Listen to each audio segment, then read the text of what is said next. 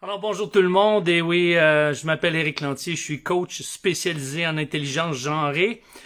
Et puis, je suis là à chaque matin, 7h15 au Québec, 13h15 en France.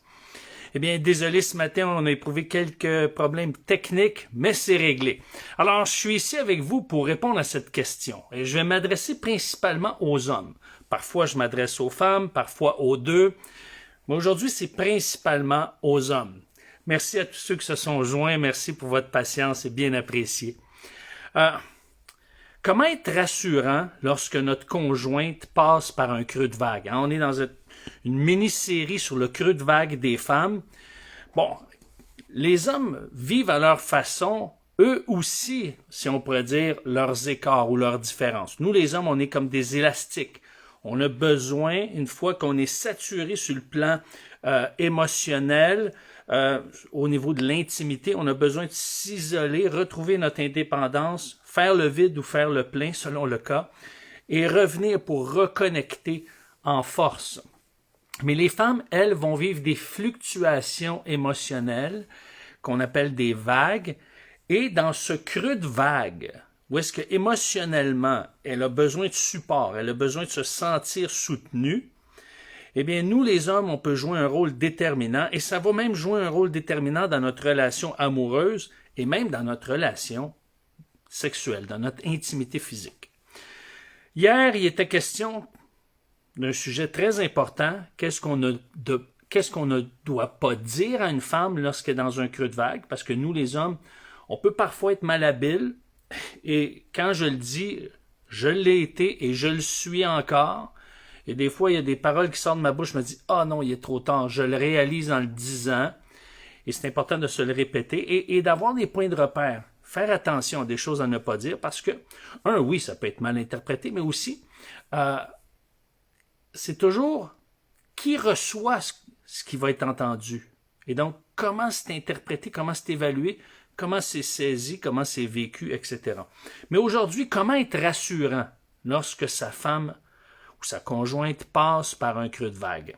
Alors, comme je vous ai dit, le creux de vague, c'est cette période où une femme se sent plus fragile, plus vulnérable. Et maintenant, avant de vous expliquer comment être rassurant, j'aimerais ça qu'on puisse se rassurer, nous les hommes. Ce qui est rassurant pour nous, là, la jante masculine, eh bien, c'est que dans un creux de vague, c'est temporaire. C'est pas permanent. Mais ce qu'on doit se souvenir, c'est qu'il est récurrent. En d'autres mots, il va revenir. C'est pas parce qu'il y a eu un creux de vague, ça s'est bien passé et là, c'est fini pour un bout. Non, c'est sûr que ça va revenir. Donc, en se préparant au prochain creux de vague, eh bien, on va le vivre avec beaucoup plus de richesse, beaucoup plus de finesse, avec beaucoup plus de qualité. Alors, mais il y a un ingrédient qui est incontournable, je vous dirais, messieurs, c'est d'être patient.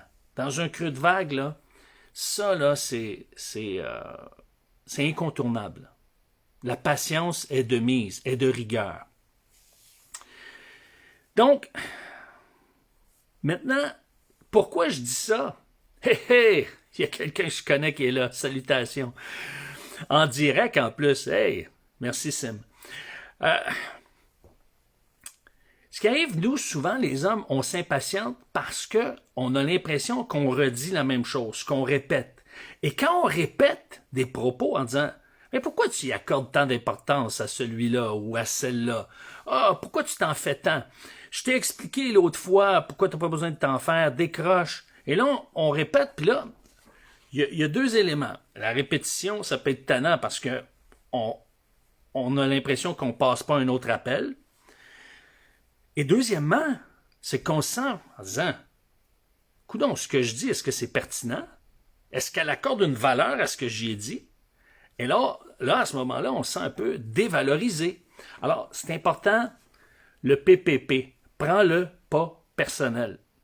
Elle réagit comme ça parce qu'elle est cyclique. Et souvent, lorsqu'elle revient sur quelque chose, c'est pas à cause que tu n'as pas donné un bon conseil, tu n'as pas donné une bonne solution, c'est pas pertinent, c'est que ça touche une blessure non guérie.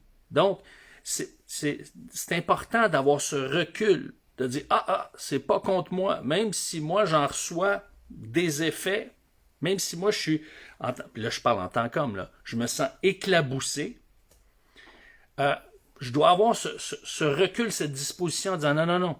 Puis c'est ça, ce recul, cette disposition en disant, me détachant de ce que moi je vais être victime de ce qu'elle va dire, je suis dans une disposition beaucoup plus apte à prendre soin d'elle. Et c'est ça qu'elle a besoin. Donc, c'est important, pour une femme, c'est important d'être rassurée, spécialement dans ces temps-là. Rassurée dans le sens que vous lui rappelez que vous l'aimez, vous lui rappelez que vous êtes là pour elle, vous lui faites sentir qu'elle est importante. Et maintenant, vous avez besoin comment dirais-je, et c'est important de savoir que ces cycles-là vont revenir. Les creux de vague sont cycliques, mais sont inévitables. Et c'est important aussi de ne pas les aborder en disant « Oh non, un autre creux de vague. Aïe, aïe, aïe. » Non, de voir ça comme une occasion de grandir émotionnellement et relationnellement. Donc, apprendre à grandir dans votre intelligence. J'apprends à grandir dans mon intelligence émotionnelle quand mon épouse est dans un creux de vague. Alors, l'objectif, c'est pas de sortir ta conjointe de son creux de vague. OK? Parce que nous, les hommes, on dit il faut qu'on sorte de ça, là, on va se l'avouer, des fois, on trouve ça pénible. Pourquoi? Parce que, justement, on voit pas ça comme wow, ça va être enrichissant. On se dit bon, faut que je passe au travers.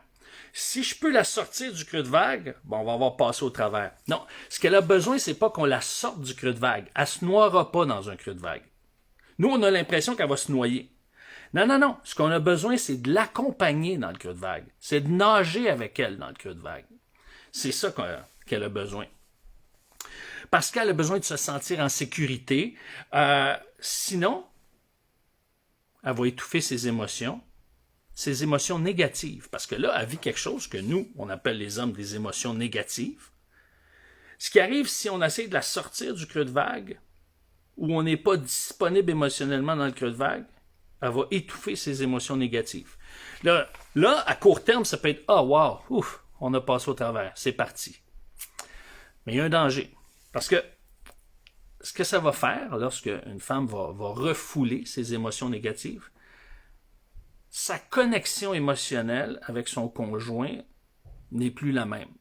Il n'y a plus la même fluidité. Alors, ça a un impact sous toute forme d'intimité, que ce soit une intimité émotionnelle, relationnelle, intellectuelle ou physique. Ça va avoir un impact sur la qualité et même la fréquence des relations sexuelles parce que lorsque elle n'a pas senti qu'elle avait un espace pour verbaliser, un espace qui est sécuritaire, où est-ce qu'elle se sent accueillie, soutenue, eh bien, elle se referme et à ce moment-là, elle étouffe ses sentiments et même, ça va l'amener parfois à vouloir endormir ses angoisses.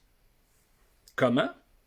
Par exemple, en mangeant abondamment, en prenant de l'alcool d'une manière, disons, démesurée ou non équilibrée, non responsable, sans modération. Ça peut être la drogue, ça peut être le travail excessif, ça peut être même l'altruisme démesuré. Ça veut dire de vouloir sauver la planète, prendre soin de tout le monde. C'est comme un échappatoire parce que, justement, son besoin d'évacuer ses émotions négatives, de sentir qu'elle peut en parler à quelqu'un de confiance, spécialement son amoureux, si c'est pas là, ça produit un refoulement. Alors, en étouffant, évidemment, son émotivité, qu'est-ce qu'elle fait? Elle étouffe l'amour. Et c'est pas ça qu'on veut, nous. C'est vraiment pas ça qu'on veut.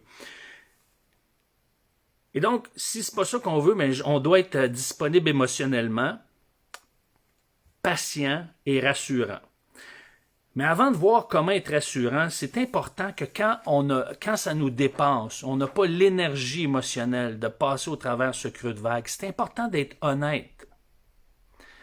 Et Donc, être honnête en dire, hey, en ce moment, là, je suis vraiment pas disposé, parce que le piège, c'est de dire, je vais faire semblant que j'écoute, faire mais pas être connecté avec ce qu'elle dit. Et les femmes vont le ressentir.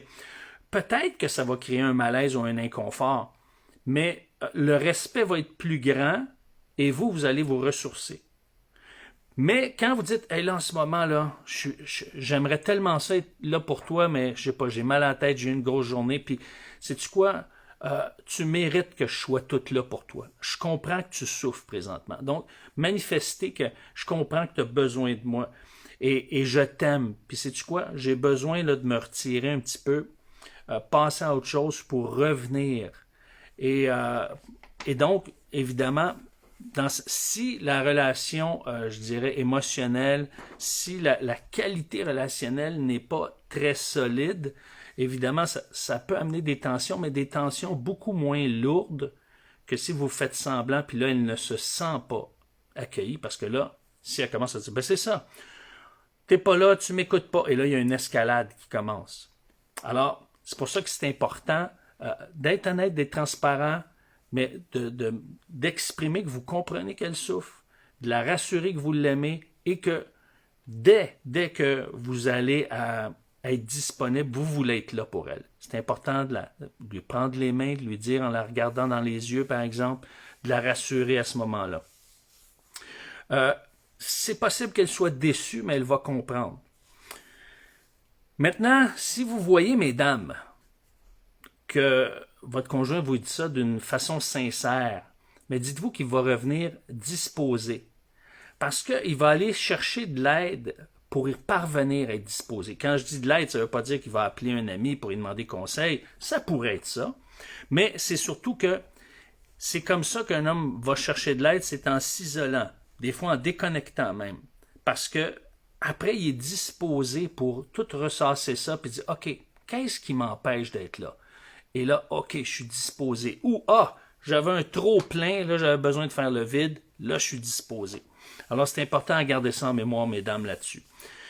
Donc, s'il est sincère, laissez-le aller, même si vraiment votre besoin est pressant à ce moment-là. Messieurs, je reviens à vous. Comment être rassurant? Alors, 6 points importants, je vous les lance en rafale.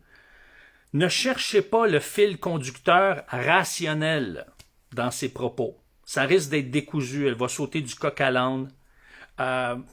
Et souvent, comme moi par exemple, j'aime faire des jeux de mots quand c'est le temps de l'humour, mais aussi en même temps, je dis, t'as dit tel mot, tel mot. C'est pas tant les mots, c'est quel est le fil conducteur émotionnel? Quelle est l'émotion qui est derrière ce qu'elle dit? Et donc, pour comprendre l'émotion principale, parce que des fois il y en a 2 ou 3, mais on commence par une, la principale, laissez-la finir ce qu'elle a à dire, laissez-la aller jusqu'au bout de ce qu'elle veut vous communiquer et demandez-lui, par exemple, lorsqu'il t'a dit ça, comment t'es-tu senti? Donc, elle va vous l'exprimer, puis si elle n'est pas sûre, elle va repartir pour un certain temps pour justement identifier, puis elle va dire, dans le fond, c'est comme ça que je me suis senti. Là, à ce moment-là, reconnaissez la valeur de son émotion. Parce nous, les hommes, on peut dire, voyons donc, tu t'en es fait pour ça. Mais c'est pas ça qui va la rassurer. Ce qui va la rassurer, c'est de dire, oh boy, ça a dû te faire mal, et c'est blessant d'entendre ça. Et donc, c'est là qu'elle va voir, il reconnaît non seulement mon émotion, mais il reconnaît la valeur de mon émotion puis de ce que je vis émotionnellement. Alors, une des questions à essayer de répondre, c'est pas nécessairement en lui posant, mais vous cherchez ça, là, c'est comme le petit hamster en dedans qui, OK, qu'est-ce qui lui manque en ce moment? Il y a quelque chose qui lui manque. Essayez de savoir, de comprendre c'est quoi qui lui manque. Des fois, ça peut être en lui posant la question, il y a toujours une question de contexte, là, mais des fois, c'est en observant puis en écoutant que la réponse nous vient. Est-ce que ça se peut que c'est ça qui te manque? Oui! Et là, il y a une connexion émotionnelle, relationnelle qui vient. Et c'est ça qu'elle recherche. Et vous allez être comblé d'avoir touché, d'avoir mis le doigt dessus. Alors, c'est là que vous allez découvrir qu'est-ce qui la rend insatisfaite émotionnellement, relationnellement, dans ce qu'elle vous communique. C'est là que vous allez vraiment toucher la cible, vous allez mettre le doigt dessus. Et ce qui est important, c'est qu'en dehors du creux de vague, le dernier point, rappelez souvent à votre femme que vous l'aimez. Faites-lui un câlin au moins 4 fois par jour, minimum. C'est son besoin minimum qu'elle a. Un câlin, une caresse, un toucher qui n'a pas de connotation de sous-entendu sexuel, tout simplement une marque d'affection spontanée. Et parlez-lui dans son langage d'amour. Hein. Et ça, j'en ai parlé dans différentes capsules, dans les mini-conférences, les langages d'amour. Vous pouvez aller sur ericlantier.net et taper là-dessus ou m'écrire à mon adresse courriel. Vous me laissez un mot dans Messenger. Je pourrai vous donner de l'information là-dessus. Maintenant, avant de terminer, le mot de la fin. Avertissement. C'est pas parce que vous mettez tous ces conseils-là en pratique, vous réécoutez la capsule, vous les mettez tout en pratique, qu'il n'y aura plus de creux de vague. N'oubliez pas, ils sont cycliques, mais ils sont récurrents. Donc, ça va revenir. C'est important d'être disponible, d'être patient puis d'être rassurant. Et savez-vous qu'est-ce que ça va produire, messieurs? L'amour et l'admiration que votre conjointe a pour vous va augmenter, va grandir en étant disponible, disposé, patient et rassurant. Alors demain, dans un creux de vague, une femme a un besoin. A besoin de faire son ménage émotionnel. C'est ce qu'on va parler demain. Alors, merci à tous les messieurs qui sont là, à tous les messieurs qui vont être là en différé. Et je vous attends demain, 7h15 au Québec, 13h15 en France. Merci et ciao!